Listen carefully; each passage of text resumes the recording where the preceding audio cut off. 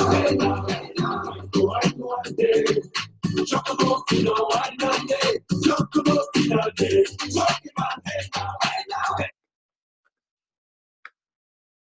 evening. I've just opened up with a little music. Hope I don't get sued. I'm just adding it in to make it a little bit interesting. That's my first experiment. I'm going to go ahead and do our video now. And what is your video about? What is the video about? It's about this handout, which you should have the full color version. It's 3 sheets. This is a hard copy. You got a color printer, it looks cooler. And what I'm talking about are types of language programs used in ESL.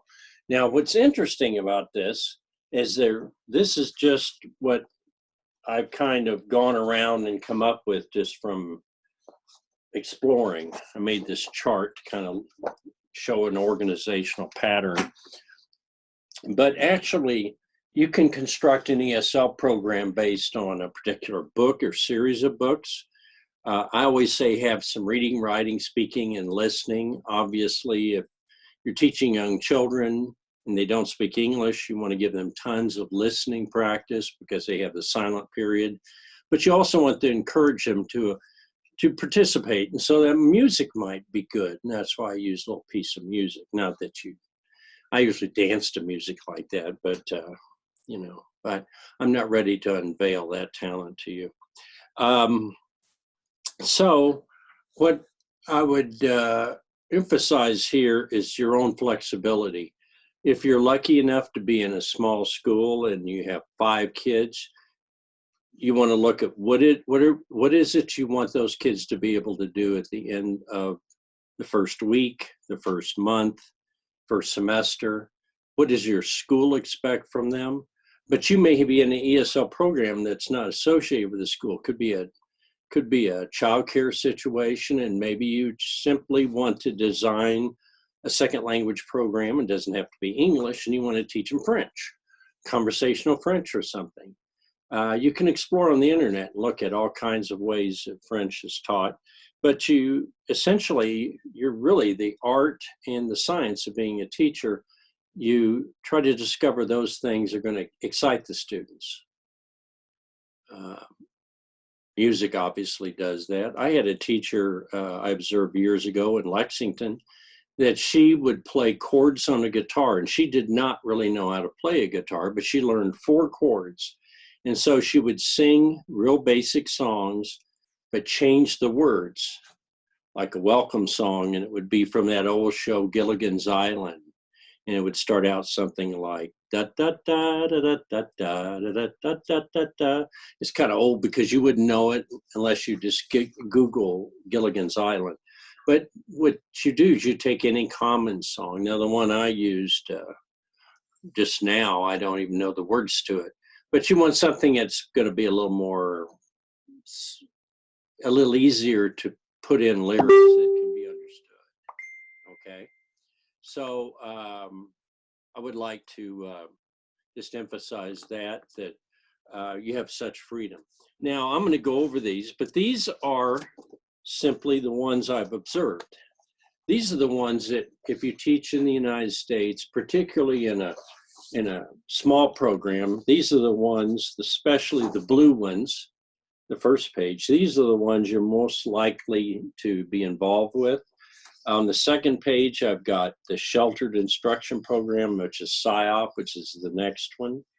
And so I've got that here. SIOP is a version of a sheltered program. And then a newcomer program, which can be different. But whatever I have on here for definitions, you're not bound to those. But you can use this if you have to convince some people to help you put together a program and you have to decide some things.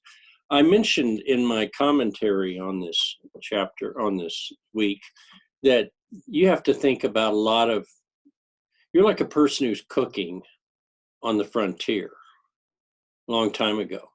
And maybe you don't have flour. Maybe you don't have meat. Maybe all you have are some berries and some crushed nuts and hickory nuts or walnuts or something, and you've got to come up with a recipe based on what you have to work with. So I've seen ESL programs run for 1 or 2 kids. Of course, you just hopefully get credit for teaching 1 hour a day in that program. You still get your prep period, I hope. But actually, early on and many years ago, people would literally have the ESL teacher teach all day and would pull out kids and send them to the ESL room just randomly. You just have kids show up, 3 or 4 different ages, and they show up for an hour and then they leave, and then somebody else would come in and you wouldn't get a prep period. And actually, I've seen schools where that existed. That's a violation of good teaching and good treatment of your employees, and it's also should not be allowed on any union contract or any teaching contract. If you get in that situation, you've got to ask yourself, maybe I need to teach somewhere else where I'll be treated better. Okay, let's start with I'm going to go through these fairly quickly, but you can start with the blue. And the first page has 3. It has ESL pullout, ESL push in, and ESL class period. I would like you to look these over, because what I want you to do this week in the discussion is simply to speculate about what kind of situation are you in now, or could you be in at the school you're at, or if you don't have a current program, what kind of program would you like to have? I mean, obviously there are many, but if you're one person teaching in a small rural school, it's a lot different than if you're one of 5 teachers teaching at a very diverse ESL or diverse elementary school that has ESL students. Factors you have to look at. What are the needs of the students? How old are the students? What about the community the students are from? All these things have to be factored in. You can't design a program and just, ESL is not a machine. It hasn't reached the point like elementary education has after 200 years, where people, have a fairly good idea of what a good school is and what kind of program should be taught. So the structure, the time, everything's up in the air. All right. The limits are your resources and what you're allowed to do. So ESL pullout. This is probably the most primitive one.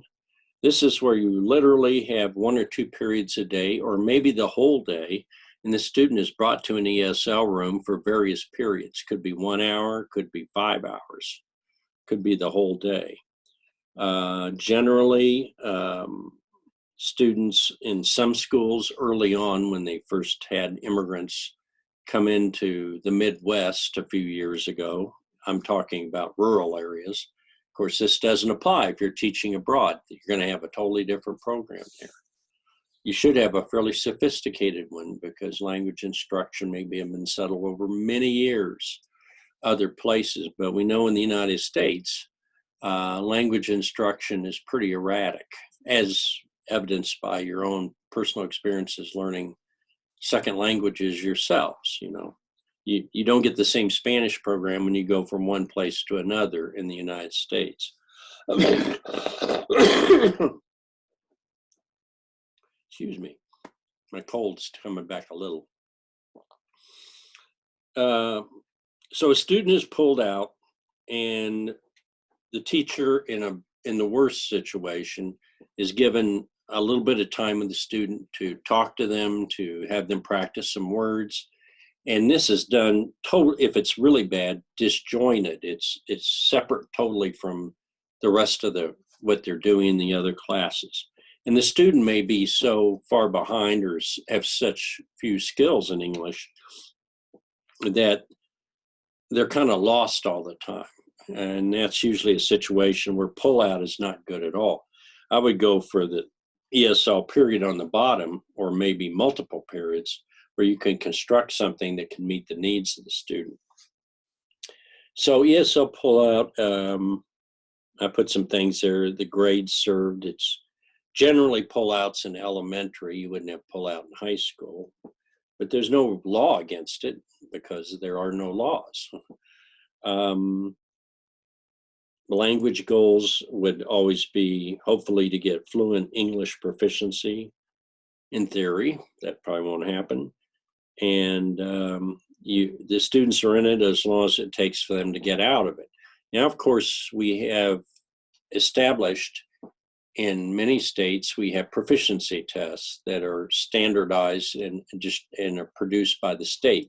20 years ago, these didn't exist, and they were only in the only kind of tests we had were kind of some really poor tests from University of Michigan a long time ago, and what are called LAS tests, LAS, language acquisition skills. I'm sorry, language assessment scales. Get my acronyms mixed up. So, and a long time ago, there were no ESL certified teachers, and I know in Nebraska. This varies by state. California obviously addressed this, in Texas much earlier. Florida the same way. States that had a lot of second language speakers have addressed that and may have done it in the past, but then when they didn't feel they had a need for it, they kind of let it lapse. It'd be good to look at the history of second language instruction in your particular district or in your state. The ESL pullout is kind of like pulling a car out of line and working on it and then send it back in and hope it holds up the rest of the day. I don't like it very much. The push in has got many facets to it. Several of you know more than I do about this because you're in there working with a program like one of these on the front page. The push in is the idea of the ESL teacher is kind of an assistant or even maybe a co-teacher in another room. So they would come in and help the students that need help in the room. Some schools have a para do this, but hopefully if they have some money and they're able, they get a professional person to come in and do this. I prefer that the ESL teacher has to be knowledgeable about what's being taught. Now, if it's elementary and the ESL teacher is an elementary ESL teacher, this is probably going to work. I mean, they'll have a chance.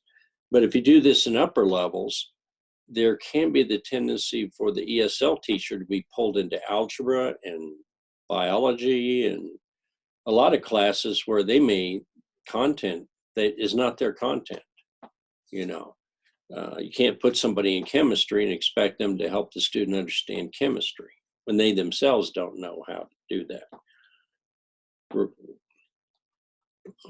And if you find that situation, you got to look further on this sheet to find something that works better.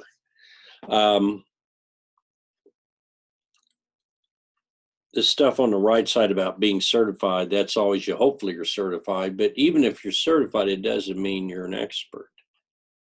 Certification in some states is fairly light. Nebraska requires 15 hours, or maybe it's 12, I forget now, but I have 18 for this program.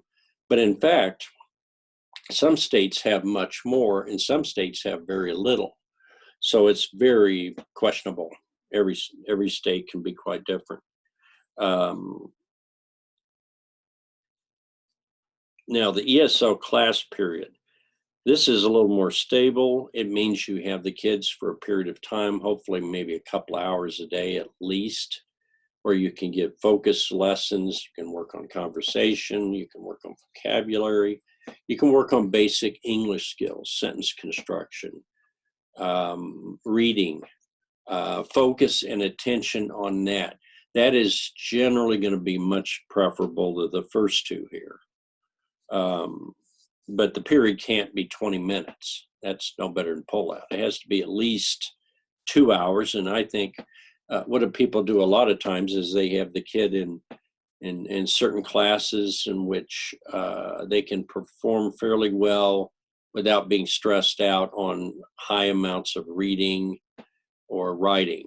And that would be maybe they're in a music class, or maybe they can be in an art class, a music class, where they can use their skills and there's enough nonverbal information the students can figure out. I can make a ceramic pot, or I can paint with oils. And the student may actually be gifted and be very good at this. You should always look for gifted students. One of the underreported areas are English language learners they think, well, because you don't know English, somehow you're you're behind intellectually. Well, that has nothing to do with it. That's just bias. English class period, ESL class period. It's not bad. At least you get to have them and work with them where they are. And that's what you must always do. That's why when they're stuck in a class without ESL, they're operating in an environment that's quite demanding and difficult. ESL English learners and their parents may actually, or their parents may refuse ESL services, which they can do. You can't force anyone to be into ESL. You can't force them to be tested for it. Parents have to sign off on this. One of your jobs as an advocate is making sure the parents know this. Not that you may want to push it, but you know, you have to see what this situation is. I got my eyes closed. Three Stooges. Okay, we're moving on. Okay, generally, I put down ESL class period used in middle and secondary schools. It could be used in elementary, but it really depends. The period over here about years the student participates, that's really up in the air. Usually the first two are 2 or 3 years or less, but the ESL class period, generally you would hope after a year or two. But if you have exit programs and students are tested, then that helps define who should go to ESL with parents' permission, and then who gets out of ESL. They have to test out. So Nebraska has the ELPA test, ELPA 21 it's called now. It's distributed through it's given through a computer. I believe, anybody can correct me, but I don't have access to it because it's proprietary in the sense it's owned by a group of states in a consortium. They do not share that information with any like your general psychological tests that are in a thing called the Burroughs test, BUROS. It's not RROS, and that's called a book of tests and measurements. And ALPA that I know of is not listed in there. So that's to keep it secure so people aren't able to cheat on the test. Okay. It is given by computer, so you have to deal with that. You know, it's not ideal, but it's the most efficient way the states have found to do it. The consortium consists, I know, of Nebraska and I think Oregon and Iowa and a number of states in the South and Midwest. It's really hodgepodge. It's maybe 10 or 12, 14 states now. Each state will have its own rules for this. I mean, if you're in South Carolina, you got a rule. Virginia would have another rule they go by. I don't know if they have ALPA there. I haven't checked that.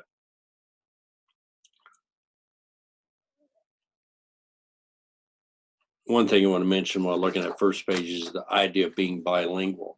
It's wonderful, especially if you're really fluent in both two languages.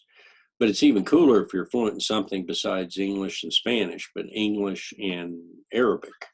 Now, that's not going to be in great need, but the fact that you may have certain skills, like I've had students that are from Korea get ESL jobs and work in Houston. And there are a lot of Koreans there, a lot of Chinese there.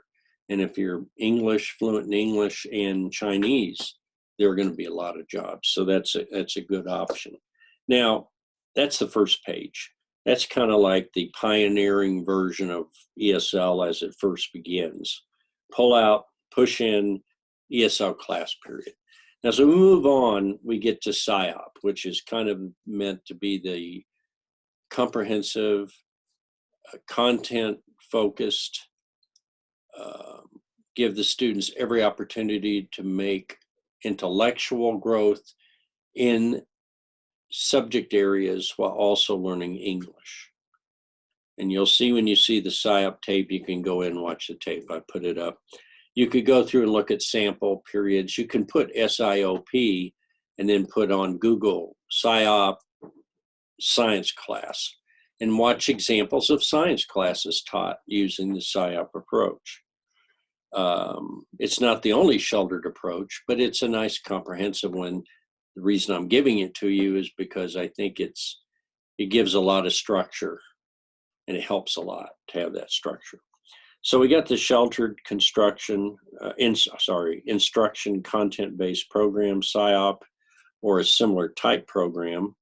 You should be trained in PSYOP. I mean, I'm basically doing this online. The PSYOP company does actual training, and I defer to them, of course, on all this. I know that it's something I've preached and focused on. And if you have a large school, you can bring in the PSYOP people, and they'll come in and they'll help strengthen the school, align the school. I don't do that because it's just me. You know, I'm the John the Baptist of PSYOP. So I think it's a good thing, and I'll cry in the desert, but I don't eat the honey and I don't eat the locusts. So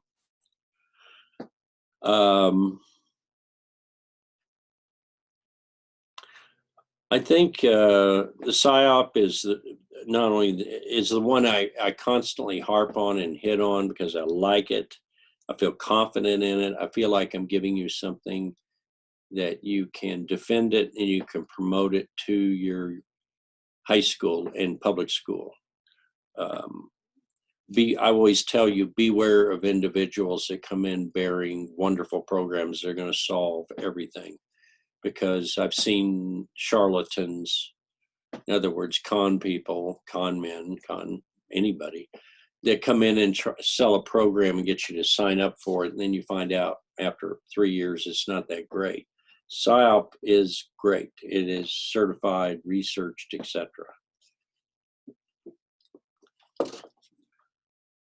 People have built on it and built off it. So now another program is the newcomer, and this can be all over the place. I've seen newcomer as a level, which you say, we're going to have kids come in and we're going to teach them some English, but the purpose is to get the student acclimated to the school environment. You may have kids with disrupted or gaps in their formal education. I've had students that end up in high school and haven't been in a school since first grade. And the one kid, he didn't even know to sit in his chair during class. He'd get up and wander the room like a little first grader. We get up and wander the room, you know. In first grade, he'd say, no, you have to sit in your seat. You have to get permission to sharpen your pencil and things like that. And I had that kid sit next to a college, another student who spoke no more English than he did, but he was very sophisticated, well-educated, and ready to go to a university if it's taught in Spanish. Think about that, you know. So a lot of it's cultural in a newcomer program, in my opinion. You may have a newcomer where it's, you know, you may define it almost any way you want. It could be a level one meaning it's the first year of ESL. I just mentioned newcomer because sometimes it's like an airlock. You go in and you get used to the environment of the school, and then after maybe even 2 weeks or at least a couple of months, the student moves into the next level of ESL. That all depends on whether you have the personnel, resources, and the materials, the money, etc., to even do such a program. If you're the only ESL teacher, you get them all. So don't build too big a diagram or a bunch of boxes for you to wear different hats or different whatever, you know. I'm the level 1 teacher, I'm the level 2 teacher, I'm the newcomer teacher. These things can be difficult. So that's newcomer. And so the green sheet has a lot of value. Now, when we get into the last 4, transitional bilingual, early exit, developmental bilingual, late exit, one-way dual, and two-way dual. These are versions of a type of combination. Some of these, they have the word bilingual or dual or something, meaning that in one way or another, 2 languages are taught in that room. Here's the problem with these. If you have ESL students from different countries that speak different languages, you really can't have bilingual. The only common bilingual program is Spanish English. And there's a dual language program at Lexington, Nebraska. And I will speculate. I won't try to tell you about that program. I know I was really a member of the, I lived there and I was very supportive of it, promoting it back when they started it. And unfortunately, my daughter was just 1 year too old to participate. She was not a kindergartner. It started when she was in first grade, and they had a rule that it starts in first grade. So they started it in first grade, and then the next year they made the first kindergarten first year, and then they added each year that wave of kindergartners as they aged and got older. They'd moved all the way through the system. And now that we have, the kids have now graduated from that program, are in college, and it's wonderful. I think I may have somebody from Lex talk about that, because I want an expert. I want somebody who's involved with it. Huge advantage. Kids learn their content in both languages. Some programs have the geometry, they have reading taught in Spanish 1 week and in English the next, or they vary it in some other way, so that you become fluent in academic language, the CALPS. You become fluent in both languages. And of course, you become fluent in conversational because your teacher speaks to you in both languages. You interpret and understand both languages. So that's huge. I think that's a magnificent thing they did in Lexington. There's always resistance to that. People say, why do we want to use another language? I said, because when you speak two languages, you make more money. I always put it that way. That's not the only reason, but that's what some people, argue about. It's waste of resources. I said, well, if you can do algebra and geometry and biology in two languages, just think about the vocabulary in your head. Think about when you take the ACT. Think about when you apply to universities, or you apply and you're able to function in two languages. You work for a pharmaceutical company, or you work for an accounting company. They find out, oh, you can handle accounting in Spanish, or you can handle, lab work. You could be the person to be the company's representative with the company from South America or Central America or Mexico. Same thing can be said. There are a few places in the United States, in Denver, that there's actually a double dual language program. One side is English and Chinese and is supported by the Chinese government. The other side is Spanish and English. And I have two former students that teach in the Spanish-English program over there. Just think of the kids that grow up and they speak Mandarin Chinese.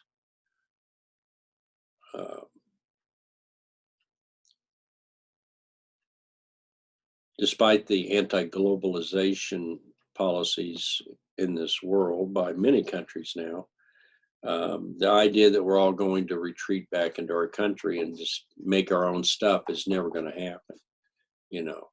All the jobs are coming back, and we're gonna make mattresses and radios and computers all in Wisconsin or someplace. There may be limited ability, but no one thing, particularly complicated devices, are going to be made or processed or programmed all in one place. Things are shipped back and forth, tariffs are charged, and another reason why we shouldn't have tariffs. And it says over here, bilingual certification. That's true in some states, like I think Colorado and Texas. I hope I'm right on that. But the fact is that to be certified bilingually requires a very high level a proficiency in the language. You got to be able to read and write in it. Conversational Spanish won't cut it. All right. So these are the programs.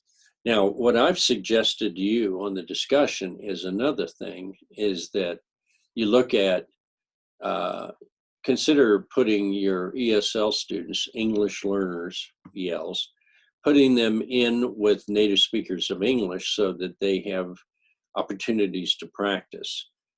The last thing you want to do is take a group of kids that don't speak a particular language and put them all together with themselves, isolated. That would be like going to France or Germany to study those languages. And so I go over there and then I put all the Americans in a class by themselves to study French. Well, if there's nobody there but the teacher speaking French, they're not going to get much practice. It would be a much more efficient opportunity for them to, you'd love to say, oh, they're going to have friends, they're going to hang out with people, but that doesn't always happen. You have to manufacture some of these situations. That all depends on the attitudes people have about learning a second language. I've known people to spend 2 years or a year in Costa Rica to learn Spanish. They came back and didn't speak any Spanish because they learned very little, and they depended on either their friend or their fiance was with them to speak the language for them. And so they came back and they hadn't done anything. They had managed to avoid, because in Costa Rica, for instance, you can function without Spanish. So you need to put people in situations where they're forced to speak the language. Okay, I feel a sneeze coming on. Other than that, I think that's all I want to say right now. But if there is more, maybe I'll mention it later. But I do want you to think about your situation in the discussion. It's pretty free-flowing. Talk about what probably would be your situation in the future if you're not already teaching. Let's say you want to go and teach in doesn't have to be a small rural school in Nebraska, but let's say you want to go and teach in Atlanta, Georgia. I mean, for this discussion, it wouldn't hurt, if you don't know anything about it, to look at what the ESL situation is there. You could Google that and do some exploring about that. ESL is interesting because you can find all kinds of variations in the jobs. It's not like you're going someplace and you're going to be a pharmacist in whatever you do. Pharmaceutical distributing pills is going to be the same job wherever you go. It's not going to be that way. So I want to thank you. I hope I've included enough information about this. You can always ask me questions, and then I'm going to be replying to some discussions from the last week or two, so that now I'm able to sit up and read, and I can now actually talk this long without having taken a nap. Although I'm sleepy, I'm not that bad. I won't finish with music, but I could finish with dancing, but I'm not going to do that because I know what it would mean to you. It probably would depress you. All right. Thank you.